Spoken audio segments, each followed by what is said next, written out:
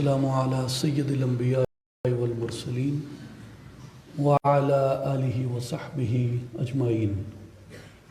اللہ لا الہ الا هو الحی القیوم لا تأخذہ سنة ولا نوم له ما في السماوات وما في الأرض من ذا الذي يشفع عنده إلا بإذنه يعلم ما بين أيديهم وما خلفهم ولا يحيطون بشيء من علمه إلا بما شاء وسع كرسيه السماوات والأرض ولا يؤوده حفظهما وهو العلي العظيم۔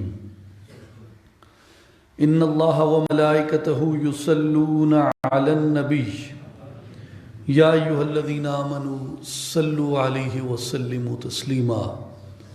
الصلاة والسلام عليك يا سيدي يا رسول الله، الصلاة والسلام عليك يا سيدي يا حبيب الله يا نور الله يا محمد رسول الله صلی اللہ علیہ وآلہ وبارک وسلم۔ قابل احترام ساتھیوں، بھائیوں اور بزرگوں، السلام علیکم ورحمۃ اللہ وبرکاتہ۔ اللہ تعالیٰ نے اپنی پاک کتاب میں مسلمانوں کو سربلند اور سرفراز رہنے کی تلقین فرمائی، اور اگر آپ قرآن مجید کو پڑھیں، رسول اکرم صلی اللہ علیہ وآلہ وسلم کی سیرت مبارکہ کا مطالعہ کریں، صحابہ کرام رضوان اللہ علیہم مجمعین کی سیرتوں کو پڑھیں، اور حتیٰ کہ نبی اکرم صلی اللہ علیہ وآلہ وسلم سے قبل بھی جو انبیاء آئے، سیدنا موسیٰ علیہ السلام، سیدنا داؤد علیہ السلام، سیدنا سلیمان علیہ السلام، ان سب کی تاریخ کا بھی اگر آپ مطالعہ کریں تو آپ ایک نتیجہ حاصل کرتے ہیں،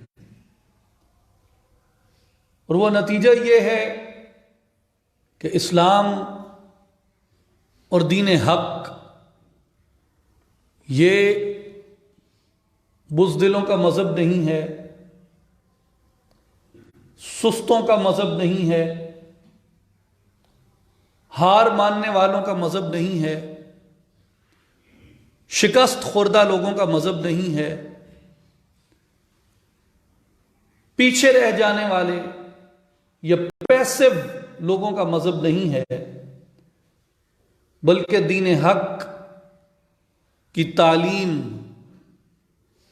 آپ کو شجاع بناتی ہے، بہادر بناتی ہے، ولولہ خیز اور ولولہ انگیز بناتی ہے، دلیر بناتی ہے، نڈر بناتی ہے، شیر دل بناتی ہے، صاحب ہمت بناتی ہے، صاحب حوصلہ بناتی ہے، آگے بڑھنے والا بناتی ہے۔ حضرت سلطان العارفین سلطان باہو رحمۃ اللہ علیہ بھی یہی فرماتے ہیں کہ نام فقیر تنہا دا باہو جنہ رکھیا قدم اگیرے ہو، جو انیشیٹ کر سکتے ہیں، جو آگے آ سکتے ہیں۔ تو اس لیے جو دین ہے اس کا اصول یہ ہے، جسے علامہ اقبال رحمۃ اللہ علیہ نے قرآن مجید سے اخذ کیا، اور بڑی سادہ ہماری زبان میں انہوں نے اس کی وضاحت کی کہ وہ حلقہ یاراں آپس میں اگر بیٹھے ہیں، وہ حلقہ یاراں تو بریشم کی طرح نرم، رز میں حق و باطل ہو تو فولاد ہے مومن۔ رحماء بینہم، جب آپس میں بیٹھے ہیں تو محبت کریں گے، گلے ملیں گے، مربت کریں گے، لیکن جب حق و باطل کا معرکہ ہے تو اشداء علی الکفار ہو، رزم حق و باطل ہو تو فولاد ہے مومن۔ تو اس لیے جو دین ہے یہ آپ کے اندر ہمت پیدا کرتا ہے، عزم پیدا کرتا ہے، حوصلہ پیدا کرتا ہے، قوت ارادہ کو پیدا کرتا ہے۔ عاجزی آپس میں ہوتی ہے، دشمن کے سامنے عاجزی نہیں ہوتی، مروت آپس میں ہوتی ہے، بدترین دشمن سے مروت نہیں ہوتی۔ اس لیے قرآن مجید نے جو مومن کی صفات بیان کی ہیں، ان صفات میں یہ ہے کہ مومن اپنے آپ کو ہم وقت تیار رکھتا ہے۔ اور آج پاکستان کی اور دنیا اسلام کی جو سب سے بڑی بدقسمتی ہے، وہ سب سے بڑی بدقسمتی ہمارے داخلی انتشار ہیں، جس وجہ سے آج دنیا اسلام کی ہوا اکھڑ رہی ہے۔ مثال کے طور پہ اس کی کئی مثالیں دی جا سکتی ہیں۔ مڈل ایسٹ کو سامنے رکھ کے بات کی جا سکتی ہے، جو کچھ مسلم افریقہ کے ساتھ ہو رہا ہے اس کو سامنے رکھ کے بات کی جا سکتی ہے کہ کس طریقے سے اس وقت بڑے بیل مسلم افریقہ کے معصوم پودوں کو روند رہے ہیں۔ اسی طرح کس طرح مڈل ایسٹ میں مسلمان اپنے داخلی انتشار کی وجہ سے پسپا ہو رہے ہیں، اور کس طرح آپ اس کو پاکستان اور ہندوستان کے تناظر میں دیکھ لیں۔ یعنی آج آپ صرف یہ کسی میں ایسی ابینڈنڈ بات نہیں کر رہا کہ جہاں تک کسی کی ایکسیس نہیں ہے، یا یہ کوئی ایسی بات ہے جو محض کانسپریسی ہے، یہ ایک بات ہے جو مشہور ہو گئی۔ ایسی بات نہیں ہے۔ آپ آج جائیں سوشل میڈیا پہ اور دنیا کی بڑی بڑی جو نیوز ایجنسیز ہیں، جو براڈ کاسٹنگ ادارے ہیں، بی بی سی پہ، الجزیرہ پہ، جس قدر وہ مواد ہندوستان کی داخلی صورتحال کے بارے میں بتا رہے ہیں کہ مسلمانوں کے خلاف جو نفرت وہاں پیدا کی جا رہی ہے، یہ کہ جنگلوں میں نہیں ہو رہا۔ ہندوستان میں مسلمانوں کے خلاف جو کچھ ہو رہا ہے، ایک تو وہ ہے جو ریاست کر رہی ہے، اور ایک ہے جو ان کی پرائیویٹ آرمی کر رہی ہیں۔ اور وہ آرمیز کس کی ہیں؟ جو ہندوستان کا دہشت گرد وزیر اعظم مودی ہے، اصل بنیادی رکن یہ جس تنظیم کا ہے، آر ایس ایس کا، اس کے غنڈے جو کچھ کر رہے ہیں۔ اور یہ کوئی ایسی بات تو نہیں کہ وہ جنگلوں میں کہیں جا کے کر رہے ہیں، کھلے عام بڑے بڑے شہروں کے اندر، بڑی بڑی ان کے اداروں کے اندر، تعلیمی اداروں کے اندر، مارکیٹوں کے اندر، عوامی شاہرات کے اوپر۔ اور وہ ہاتھوں میں کوئی انہوں نے پلے کارڈ نہیں اٹھائے ہوتے کہ جس سے ہمیں کوئی تشویش ہو، یا جس سے دنیا کو کوئی تشویش ہو۔ پلے کارڈ تو آپ کا احتجاج ہے، جو کرنا چاہتا ہے احتجاج اس کا حق ہے، کرے احتجاج۔ لیکن جو وہ کر رہے ہیں وہ محض پلے کارڈ نہیں ہے، وہ محض احتجاجی بینر نہیں ہیں۔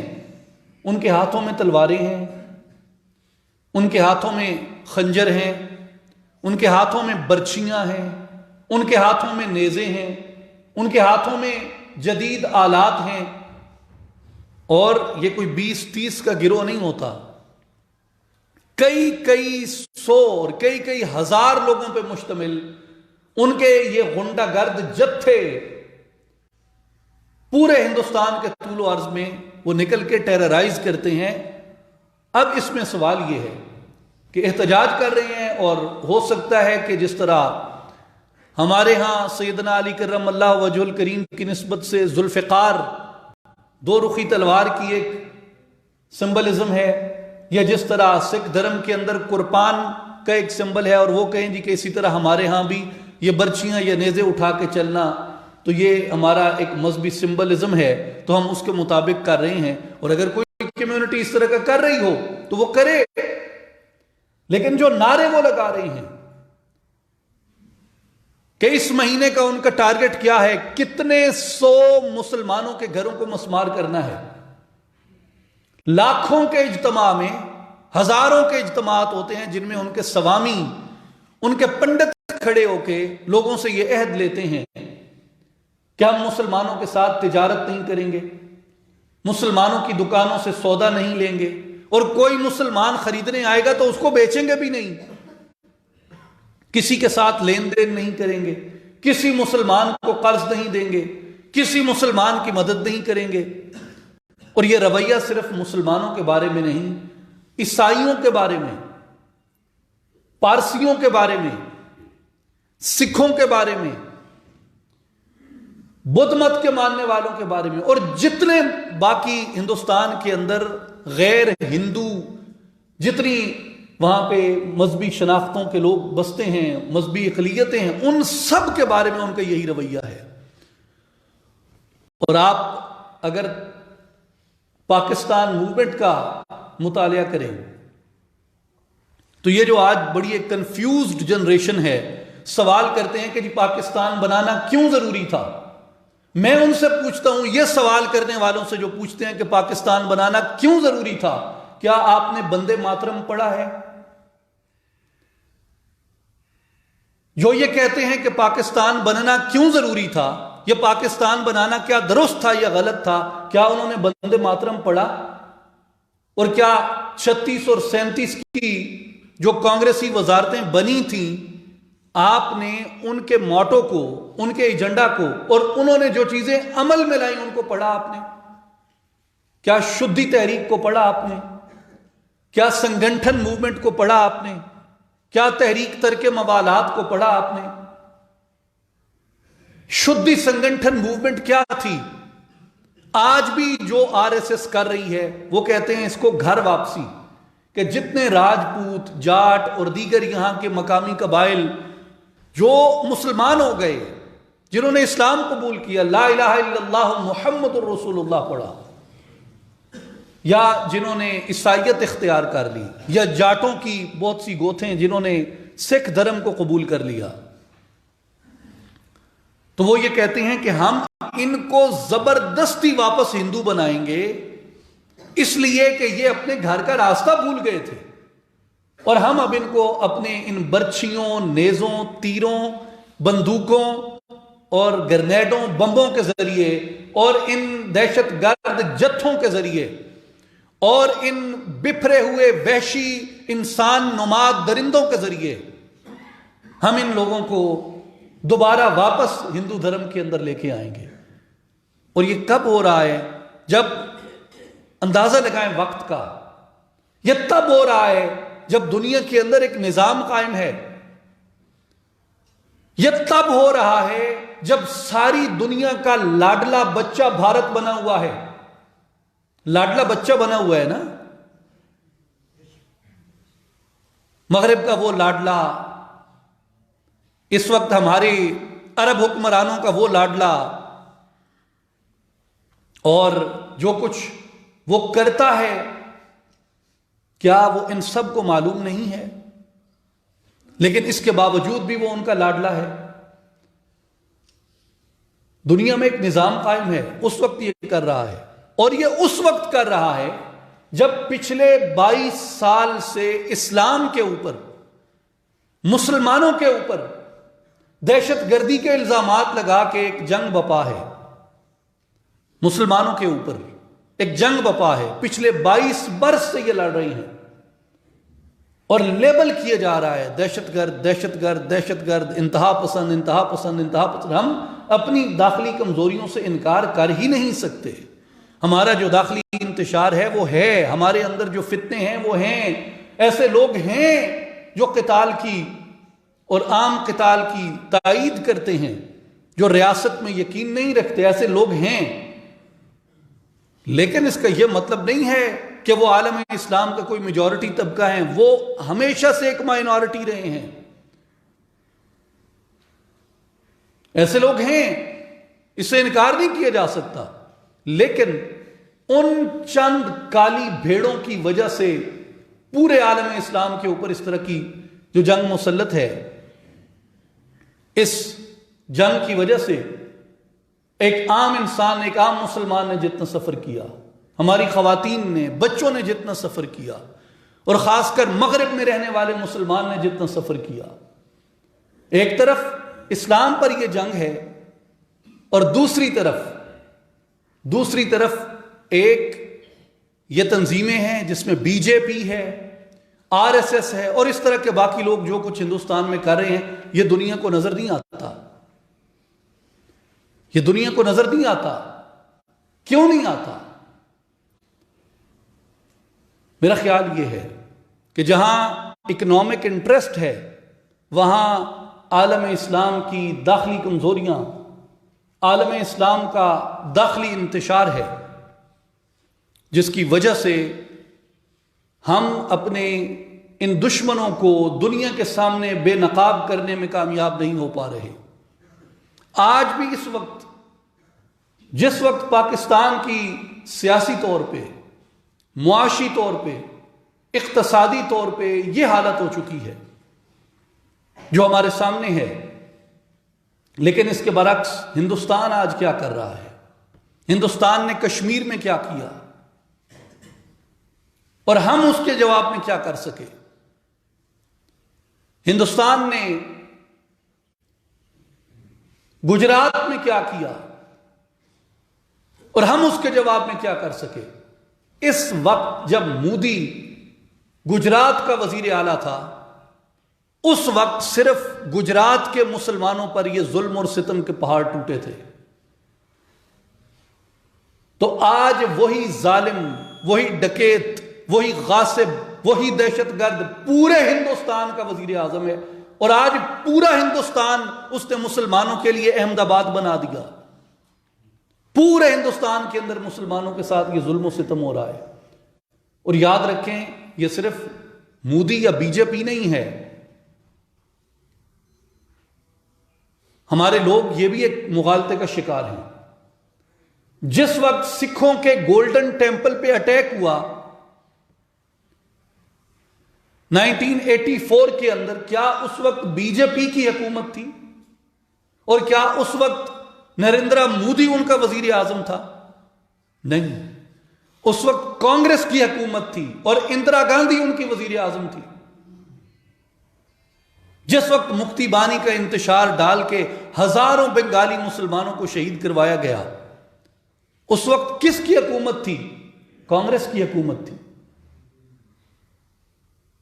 اندرا گاندھی کی حکومت تھی. جس وقت یہ وزارتیں بنی لیٹ 30s میں، جنہوں نے بندے ماترم کو کہا کہ یہ ہمارا قومی ترانہ ہوگا، اس وقت کانگریس تھی. اور قائد اعظم محمد علی جناح کن کے ساتھ مکالمہ کر رہے تھے؟ قائد اعظم محمد علی جناح کن کے بارے میں یہ کہہ رہے تھے کہ یہ انگریز راج جانے کے بعد برہمن راج لانا چاہتے ہیں ہندوستان کے اندر؟ قائد اعظم نریندر مودی کے بارے میں نہیں کہہ رہے تھے، قائد اعظم بی جے پی کے بارے میں نہیں کہہ رہے تھے، قائد اعظم کانگریس کے بارے میں کہہ رہے تھے، جواہر لال نہرو کے بارے میں کہہ رہے تھے، موہن داس گاندھی کے بارے میں کہہ رہے تھے.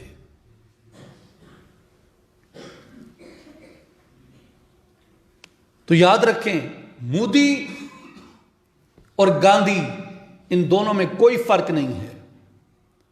مودی اور جواہر لال نہرو ان دونوں میں کوئی فرق نہیں ہے. آپ کو یونائٹڈ نیشنز میں کشمیر پہ دھوکہ کس نے دیا؟ مودی نے یا نہرو نے؟ جو مودی نے کیا یہ نہرو کی پالیسی کا تسلسل تھا. اس لیے میں کہتا ہوں کہ مودی ایک بگڑا ہوا گاندھی ہے اور گاندھی ایک سلجھا ہوا مودی تھا. ان دونوں میں بس اتنا فرق ہے. یہ ذرا اوچھا ہے، اچکا ہے،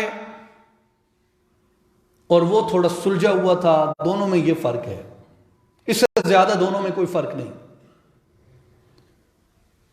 تو آج اہل پاکستان کو جس چیز کے بارے میں سوچنا چاہیے وہ اپنے داخلی انتشار کو کنٹرول کرنا چاہیے،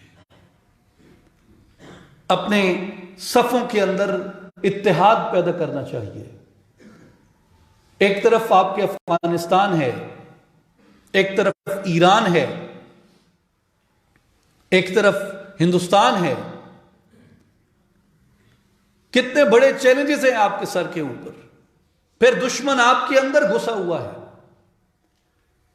جس کے بارے میں 5th جنریشن وار کی ایک ٹرم استعمال کی جاتی ہے کہ معلوم نہیں ہوتا دشمن کے ایجنڈے کو آگے بڑھا رہے ہوتے ہیں، انتشار ڈال کے، تفرقے ڈال کے، تفریقیں ڈال کے، شدت پسندی پھیلا کے۔ آپ غور کریں اپنی تاریخ میں، تب دشمن عالم اسلام میں سے کسی بھی سلطنت یا ریاست پہ غالب آیا جب مسلمانوں کے اندر داخلی انتشار تھا۔ اور کوئی بھی قوم ہے، سب کے ساتھ یہی ہوتا ہے۔ علامہ اقبال رحمۃ اللہ علیہ نے کہا تھا کہ حکومت کا تو کیا رونا کہ وہ ایک عارضی شے تھی، نہیں دنیا کے آئین مسلم سے کوئی چارہ۔ تو آئین مسلم کو اگر الیبوریٹ کریں تو وہ یہی آتا ہے کہ جب داخلی انتشار ہوتا ہے، آپ اپنی قومی ترجیحات سے پھر جاتے ہیں اور آپ اپنی اصل کمٹمنٹ کی بجائے فروعات کے اندر الجھ جاتے ہیں، اس کے بعد یہی کچھ ہوتا ہے جو کچھ ہمیشہ سے ہوتا آیا ہے۔ آج جس چیز کی ضرورت ہے وہ اپنی صفوں کے اندر نظم و ضبط پیدا کرنا ہے، وہ اپنے اندر اتحاد اور یکجہتی کی فضا کو فروغ دینا ہے، وہ قومی وحدت کی بات کرنی ہے، وہ ملی وحدت کی، ملی اتحاد کی بات کرنی ہے، عالم اسلام کے اتحاد کی بات کرنی ہے۔